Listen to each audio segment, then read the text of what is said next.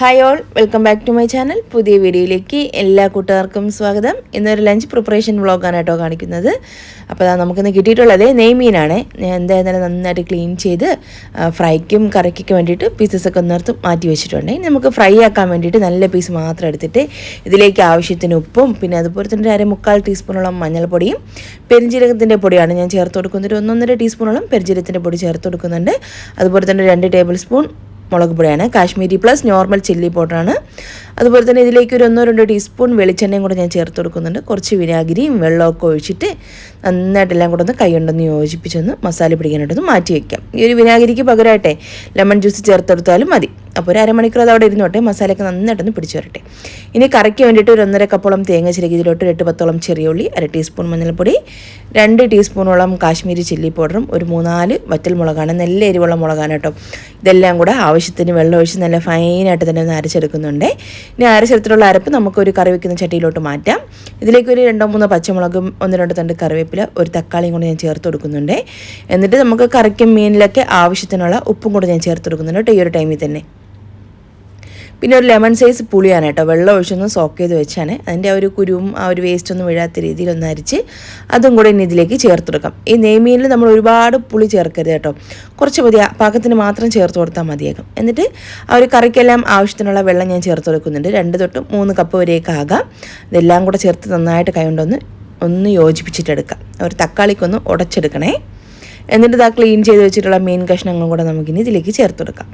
ഏകദേശം ഒരു 10-20 പീസോളം മീൻ നമുക്ക് ഈ ഒരു കറിയിലേക്ക് ഇടാം കേട്ടോ. അപ്പോൾ നല്ല കറി നല്ല ടേസ്റ്റ് ആയിരിക്കും. ഞാൻ തലയും എല്ലാം കൂടെ ചേർത്തിട്ടാണ് ചേർത്ത് കൊടുത്തത്. എന്നിട്ട് എല്ലാം കൂടെ നന്നായിട്ടൊന്ന് ഇളക്കി ഒന്ന് യോജിപ്പിക്കാം. എന്നിട്ട് നന്നായിട്ടൊന്ന് തിളപ്പിച്ചെടുക്കാം. സ്റ്റൗവിലോട്ടൊന്ന് ഞാൻ വെച്ച് കൊടുക്കുന്നുണ്ട്. ഇനി നമുക്കിത് അടപ്പുകൊണ്ട് അടച്ചിട്ടൊന്ന് വേവിച്ചിട്ടെടുക്കാം. ഒരു 10-15 മിനിറ്റ് ഹൈ ഫ്ലെയിമിൽ നല്ലോണം തിളപ്പിച്ചെടുത്താൽ മതിയാകും. പെട്ടെന്ന് റെഡിയായി കിട്ടിക്കോളും. പിന്നെ ഇതിലേക്കുള്ള ഉലുവാപ്പൊടി ഒന്ന് തയ്യാറാക്കി എടുക്കുന്നതാണ്. കുറച്ച് ഉലുവ എടുത്തിട്ട് നമ്മളിങ്ങനെ വറുത്ത് പൊടിച്ച് വെച്ചിരുന്നാൽ സാമ്പാറിന് ആയിരുന്നാലും മീൻ കറിക്കായിരുന്നാലൊക്കെ ഉപയോഗിക്കാമല്ലോ. അപ്പോൾ കുറച്ച് ഉലുവ എടുത്തിട്ട് ഇത് ഞാൻ കഴുകി ഉണക്കി വെച്ചതാണ് ഓൾറെഡി. ജസ്റ്റ് ഒരു പാനിലിട്ട് നന്നായിട്ടൊന്ന് വറുത്തെടുക്കുന്നുണ്ട്. ഫ്ലെയിം കുറച്ച് വെച്ചിട്ട് തന്നെ വറുത്തെടുക്കണേ. അപ്പോൾ കറി ഒന്ന് തിളച്ച് തുടങ്ങിയിട്ടുണ്ട്. അപ്പോൾ ഞാൻ അടപ്പൊന്ന് മാറ്റിയിടാം, ജസ്റ്റ് ഒന്ന് ഇളക്കി കൊടുക്കുന്നുണ്ട്. നമ്മൾ ഈ ഒരു തേങ്ങ പച്ചരച്ചിട്ട് വയ്ക്കുന്ന കറികൾ കൊണ്ട് നല്ല ഫ്രഷ് ആയിട്ടുള്ള മീനിൽ ചെയ്താൽ മാത്രമേ അതിന് കറക്റ്റ് നല്ലൊരു ടേസ്റ്റും ഫ്ലേവറൊക്കെ കിട്ടുള്ളൂ കേട്ടോ. അപ്പോൾ ഉലുവയും ഞാൻ അതൊന്ന് വറുത്തെടുത്തിട്ടുണ്ട്, മൂത്ത് വന്നിട്ടുണ്ട്. ഇനി നമുക്കിതൊന്ന് ചെറുതായിട്ടൊന്ന് തണുത്തതിന് ശേഷം മിക്സി ജാറിലേക്ക് മാറ്റിയിട്ട് നല്ല ഫൈൻ പൗഡറായിട്ട് തന്നെ ഒന്ന് പൊടിച്ചിട്ടെടുക്കാം. അപ്പോൾ ഉലുവയൊക്കെ ഞാൻ അതവിടെ പൊടിച്ചെടുത്തിട്ടുണ്ട്. ഇതിൽ നിന്ന് നമുക്കൊരു ടീസ്പൂൺ മതിയാകും, 1-1/2 ടീസ്പൂൺ മതിയാകും. അപ്പോൾ ഞാൻ ഒരു പൊടി ഇതിലേക്ക് കറിയിലേക്ക് ചേർത്ത് കൊടുക്കുന്നുണ്ട്. ഒരു ഉലുവപ്പൊടി ചേർക്കുമ്പോൾ തന്നെ കറിക്ക് ഒന്നും കൂടെ ഒന്ന് കട്ടിയാകും. നല്ല ലൂസായിട്ടുള്ള കറിക്കാണെങ്കിൽ കുറച്ച് ഉലുവപ്പൊടി ഇടുമ്പോഴേ കുറച്ചൊന്ന് തിക്കായി വരുന്നതായിട്ട് കാണാൻ പറ്റും. അപ്പോൾ കുറച്ച് ഉലുവപ്പൊടിയും കൂടെ ചേർത്ത് കൊടുത്തിട്ട് വീണ്ടും നന്നായിട്ടൊന്ന് ഇളക്കി യോജിപ്പിക്കുന്നുണ്ട്. ഉപ്പും പുളിയൊക്കെ പാകമാണെന്ന് ഈ ഒരു ടൈമിൽ ചെക്ക് ചെയ്യുന്നതാണ്. ഒരു 8-10 മിനിറ്റ് ആയിട്ടുണ്ട് തിളച്ച് തുടങ്ങിയിട്ട്. ബാക്കിയുള്ള ഉലുവപ്പൊടിയൊക്കെ ഞാൻ ഒരു ഗ്ലാസ് ജാറിലോട്ട് മാറ്റിയിട്ട് സൂക്ഷിക്കാനായിട്ടാണ് ചെയ്യുന്നത്. ഇനി നമുക്കൊരു തോരനൊന്ന് തയ്യാറാക്കിയിട്ടെടുക്കാം. മരിച്ചിനിത് വേവിക്കാനായിട്ട് വെച്ചിട്ടുണ്ട്, അതൊന്ന് തിളച്ച് റെഡി ആയിട്ടുണ്ട്. മീൻകറി ഇതിനിടയ്ക്ക് റെഡി ആയതുകൊണ്ട് ഞാനൊന്ന് മാറ്റി വെച്ചു. പിന്നെ ഒരു മൺചട്ടിയാണ് കേട്ടോ, നമ്മളന്ന് വാങ്ങിച്ച ചട്ടിയാണ്. അതിലേക്ക് ഞാൻ കുറച്ച് വെളിച്ചെണ്ണ ഒഴിച്ച് കൊടുക്കുന്നുണ്ട്. എന്നിട്ട് ഇതിലേക്ക് ചെറിയൊരു സവാളയും പിന്നെ കുറച്ച് ചീരയാണ്, നല്ല ചുവന്ന ചീര നന്നായിട്ട് കഴുകിയതിന് ശേഷം ഒന്ന് ചെറുതായിട്ട് മുറിച്ച് എടുത്താണ്. ഇതിലേക്ക് ആവശ്യത്തിന് ഉപ്പും കൂടെ ചേർത്ത് കൊടുക്കാം. എന്നിട്ട് നന്നായിട്ട് ഇളക്കിയതിന് ശേഷം അടച്ചു വെച്ചിട്ടൊന്ന് വേവിച്ചെടുത്താൽ മതിയാകും. വെള്ളമൊന്നും ഒഴിക്കേണ്ട ആവശ്യമില്ല, അതിൽ തന്നെ വെള്ളമൊക്കെ വന്നോളും. അപ്പോൾ നന്നായിട്ടൊന്ന് ഇളക്കി കൊടുക്കാം. ഒരടപ്പുണ്ട്, ഇതൊന്ന് അടച്ചൊന്ന് വെക്കുന്നുണ്ട്. ഹൈ ഫ്ലെയിമിൽ തന്നെയാണ് കേട്ടോ വേവിച്ചെടുക്കുന്നത്. പിന്നെ തേങ്ങ, വെളുത്തുള്ളി, പച്ചമുളക്, ചെറിയ ജീരകം, മഞ്ഞൾപ്പൊടി ഇത്രയും കൂടെ ഒന്ന് ചതച്ചെടുക്കുന്നുണ്ട്. മരിച്ചീനിക്കും അതുപോലെ തന്നെ ഈ ഒരു തോരനൊക്കെ വേണ്ടിയിട്ടാണ് ഒരുമിച്ചിട്ടത് ചേർത്ത് കൊടുത്തത് എല്ലാം കൂടെ. ഇടയ്ക്കിടയ്ക്ക് അടപ്പൊന്ന് മാറ്റിയിട്ടൊന്ന് ഇളക്കി കൊടുക്കണേ. റെഡി ആയിട്ടില്ല, നമുക്ക് അടച്ച് വെച്ച് കൊടുക്കാം. പിന്നെ മരിച്ചിനി ഞാൻ വേവിച്ച് ഊറ്റി വെച്ചിട്ടുണ്ടായിരുന്നു. ഇതിലേക്ക് ഒരു ചതച്ച് വെച്ചിട്ടുള്ള ഒരു തേങ്ങയുടെ കൂട്ട് നമുക്ക് കുറച്ച് ചേർത്തെടുക്കാം. ഒരു 1-2 സ്പൂൺ മതി കേട്ടോ, ഒരുപാട് ചേർക്കല്ലേ. മരിച്ചിനിക്ക് അത്രയും കൂടെ ചേർത്ത് കുറച്ചും കൂടെ വെള്ളവും ഉപ്പൊക്കെ ചേർത്തിട്ട് നന്നായിട്ട് ഇതൊന്ന് തിളപ്പിച്ചിട്ട് നന്നായിട്ട് ഇതൊന്ന് ഉടച്ചെടുക്കാം. ഞാൻ ഉപ്പ് ചേർക്കാതിനോട്ടോ വേവിച്ചെടുത്തത്, അതുകൊണ്ടാണ് ഈ ഒരു ടൈമിൽ ഉപ്പ് ചേർത്ത് കൊടുക്കുന്നത്. കുറച്ച് കറിവേപ്പിലയും കൂടെ ചേർത്ത് കൊടുക്കുന്നുണ്ട്. എന്നിട്ട് കുറച്ച് വെള്ളം കൂടെ ഒഴിച്ചു കൊടുക്കാം. അപ്പോൾ കുറച്ചൊന്ന് ലൂസായിട്ടുള്ള ഒരു പാകമാണ് ഇഷ്ടമാണെന്നുണ്ടെങ്കിൽ കുറച്ചും കൂടെ വെള്ളം ചേർത്ത് കൊടുക്കണേ. ചിലർക്ക് കുറച്ചിങ്ങനെ കട്ടിയായിട്ടിരിക്കുന്നതായിരിക്കും ഇഷ്ടം. അപ്പോൾ അങ്ങനെയുള്ളവർക്ക് വെള്ളം കുറച്ച് ചേർത്താൽ മതിയാകും. എന്നിട്ട് ഞാൻ അത് അടച്ചൊന്ന് വെക്കുന്നുണ്ട്, ഒന്ന് തിളച്ചൊന്ന് റെഡിയായി വരാൻ വേണ്ടിയിട്ട്. പിന്നെ വേറൊരു ചട്ടി വെച്ചിട്ട് അതിലേക്ക് കുറച്ച് വെളിച്ചെണ്ണ ഒഴിച്ചിട്ട് നന്നായിട്ടൊന്ന് ചൂടാവുന്നതിന് ശേഷമാണ് കടുക് ചേർത്ത് കൊടുക്കുന്നത്. അല്ലെങ്കിൽ ഒരു മൺചട്ടിക്ക് ഒന്ന് ചൂടാക്കിയെടുക്കാം, ചിലപ്പോൾ പൊട്ടിപ്പോകുന്നൊക്കെ പേടിയുള്ളവരാണെന്നുണ്ടെങ്കിൽ വേറൊരു പാനിൽ കുറച്ച് വെളിച്ചെണ്ണയും കടുകും കറിവേപ്പില കിട്ടുന്ന താളിച്ചിട്ട് ഈ ഒരു ചട്ടിയിലോട്ടൊന്ന് ഒഴിച്ചു കൊടുത്താലും മതി. ഞാനിതായി ഒരു ചട്ടിയിലോട്ടെ കുറച്ച് വെളിച്ചെണ്ണ ഒഴിച്ചിട്ട് നന്നായിട്ടൊന്ന് ചൂടാക്കി എടുക്കുന്നുണ്ട്.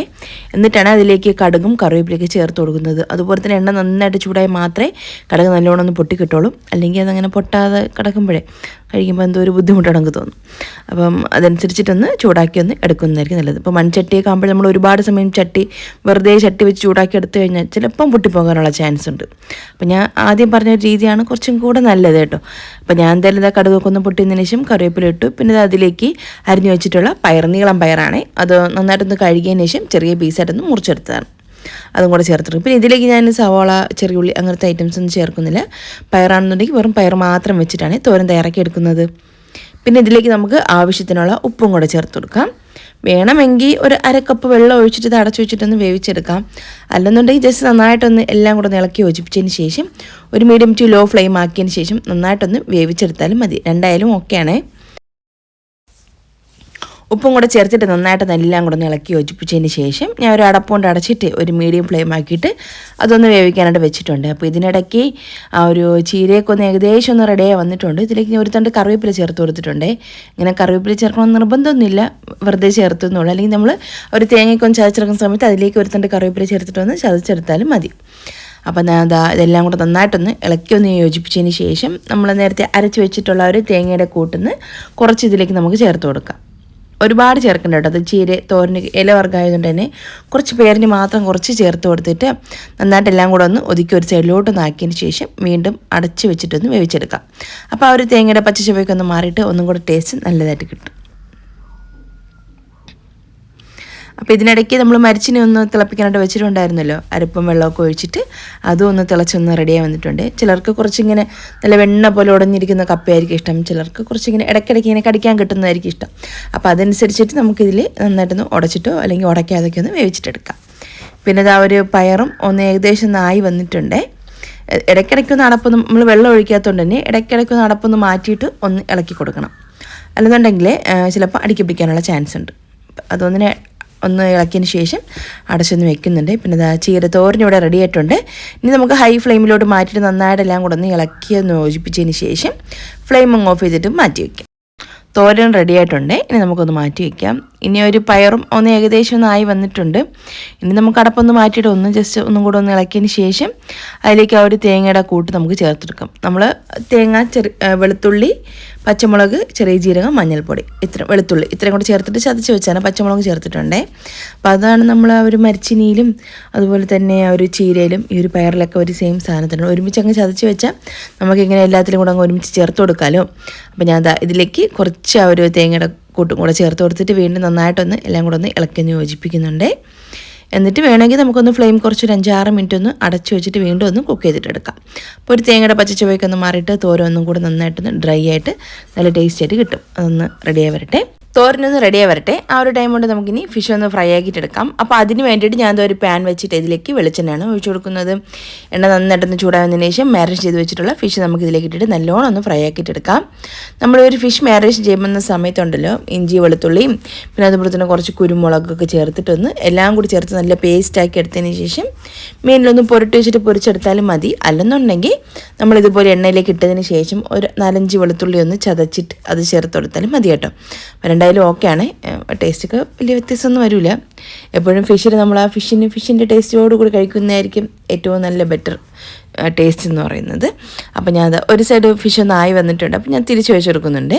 അപ്പോൾ 2 സൈഡും ഒരുപോലെ ഒന്ന് ഫ്രൈ ആക്കിയിട്ട് എടുക്കാം. അപ്പം ടൈം തീരെയില്ല, പെട്ടെന്ന് ചോറ് കൊടുത്തിടണം മോന്. അതുകൊണ്ട് ഞാൻ ലഞ്ച് ബോക്സിലോട്ട് ചോറൊക്കെ ഒന്ന് എടുത്ത് വെച്ചിട്ടുണ്ട്. അപ്പോൾ മട്ടേരി ചോറും ആ ഒരു പയർ തോരനും ആ ഒരു ചീരത്തോരനും പിന്നെ മരിച്ചിന് വേവിച്ച് ഉടച്ചതും മീൻകറി ഉണ്ടായിരുന്നല്ലോ, മീൻകറി ഞാൻ ഒരു പാത്രത്തിലോട്ട് നടക്കുന്നുണ്ട്. പിന്നെ ഫിഷും അതിനിടയ്ക്ക് തന്നെ ഒന്ന് ഫ്രൈ ആയി വന്നിട്ടുണ്ട്. അതും ചൂടോട് കൂടി തന്നെ എടുത്ത് വെച്ചിട്ടുണ്ട്. എന്നിട്ട് ലഞ്ച് ബോക്സ് ഒന്ന് ക്ലോസ് ചെയ്യുന്നുണ്ട്. അപ്പം പിന്നെ ബാക്കിയുള്ള ഫിഷ് ഞാൻ ഒന്ന് ഫ്രൈ ആക്കി എടുത്തിട്ടുണ്ട്. അപ്പോൾ ഒരു കുഞ്ഞ് റെസിപ്പിയും വീഡിയോ ഒക്കെയാണ്. ഈ ഒരു വീഡിയോയും റെസിപ്പിക്ക് നിങ്ങൾക്ക് ഇഷ്ടമായിട്ടുണ്ടെങ്കിൽ മറക്കാതെ തന്നെ ഒരു ലൈക്കും ഷെയറും കമൻറ്റൊക്കെ ചെയ്ത് നമ്മുടെ ചാനലൊന്ന് സപ്പോർട്ട് ചെയ്യണേ. അപ്പോൾ വീഡിയോ കണ്ട എല്ലാ കൂട്ടുകാർക്കും താങ്ക്സ്.